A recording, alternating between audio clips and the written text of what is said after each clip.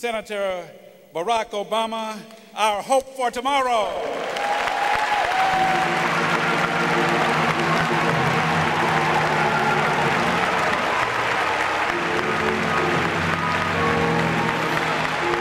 A few weeks ago, I attended a service at First AME Church in Los Angeles to commemorate the 15th anniversary of the Los Angeles riots. A pregnant woman who had been wearing a white dress. She was in Compton. She was on her way to the supermarket. In her car, suddenly her sister-in-law notices a red spot in the middle of that white dress and says, "I think you've been shot." The bullet had gone in, but it had not exited. The bullet was in the baby. The doctor said we could tell it was lodged in one of the upper limbs. We needed to get this baby out, so we were in the delivery room right away. And here's the thing.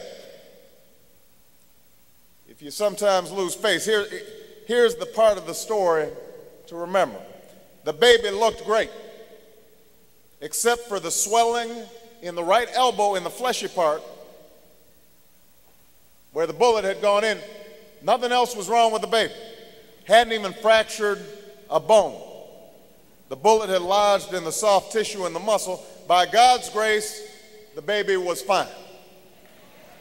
It was breathing and crying, kicking. Took the baby out, removed the bullet, stitched up the baby's arm, and everything was fine. Praise God. The doctor went on to say that there would always be a scar to remind that child how quickly she came into the world. You take the bullet out. You stitch up the wound. 15 years later, there's still going to be a scar, but yet somewhere this young 15-year-old lady is walking around. She's remembering the circumstance of her birth, but because somebody took the time to heal her, she's going to be fine. These quiet riots that take place every day are born from the same place as the fires and destruction and the police decked out in riot gear and deaths. They happen when a sense of disconnect settles in and hope dissipates. Despair takes hold, and young people all across the country look at the way the world is and they believe that things are never going to get better.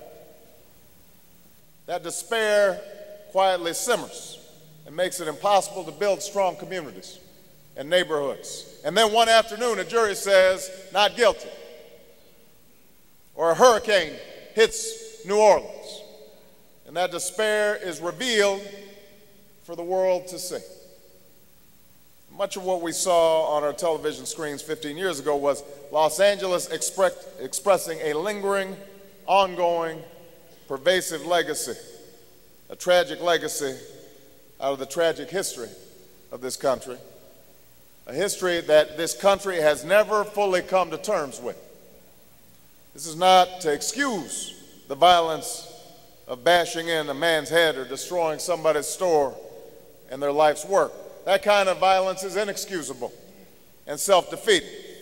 But it does describe the reality of many communities around this country. And it made me think about our cities and our communities around this country and how not only do we still have the scars of the riots and the quiet riots that happen every day, but how in too many places all across the country, we haven't even bothered to take the bullet out.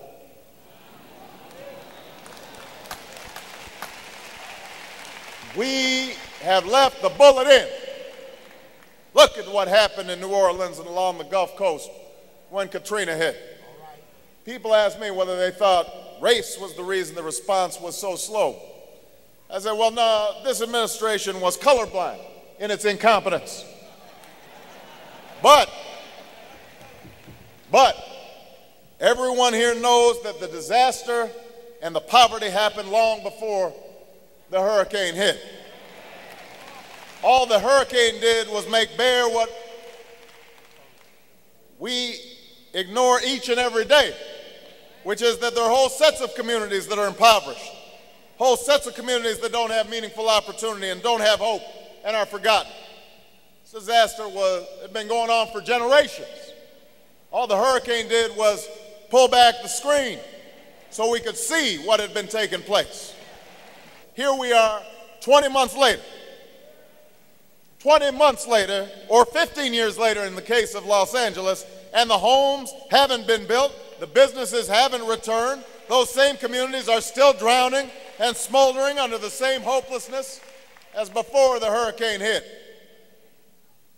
And so God is asking us today to remember the miracle of that baby, and he's asking us, he says, take the bullet out.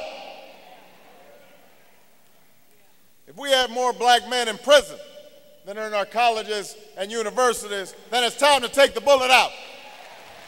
If we have millions of people going to the emergency room for treatable illnesses like asthma, it's time to take the bullet out. If too many of our kids don't have health insurance, it's time to take that bullet out.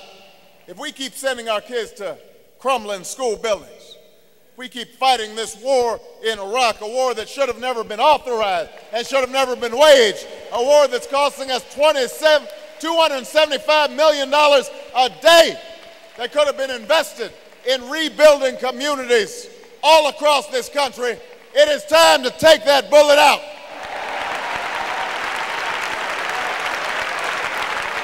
What's stopping us? What's stopping us from taking these bullets out and rebuilding our families, our communities, our nation, and our faith in one another? What's stopping us from seeing the light and the way and the faith that unites us? We need to stop spending that money in Iraq.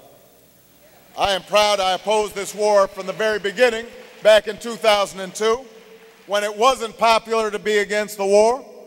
Everybody's against the war now.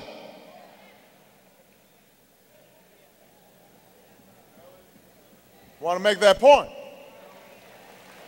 I opposed it because I believe strongly that it could lead to disaster that we find ourselves in today. Our brave young servicemen and women mired in the middle of a civil war. And that's why I introduced a plan at the beginning of this year that said, we got to have all our combat troops out by March 31st of next year. Force the Iraqi government to meet its obligations.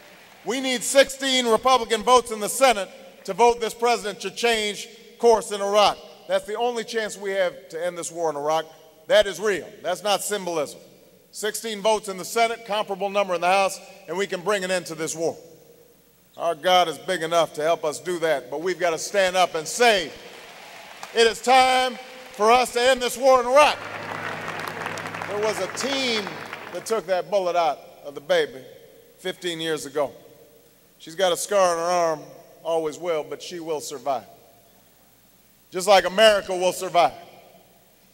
Just like black folks will survive. We won't forget where we came from. We won't forget what happened 19 months ago, or 15 years ago, or 300 years ago. We know who the head surgeon is. We're on the case. We're going to pull bullet after bullet out. We're going to stitch up arm after arm. We're going to wear those scars proudly because they signify our past and our pursuit of justice.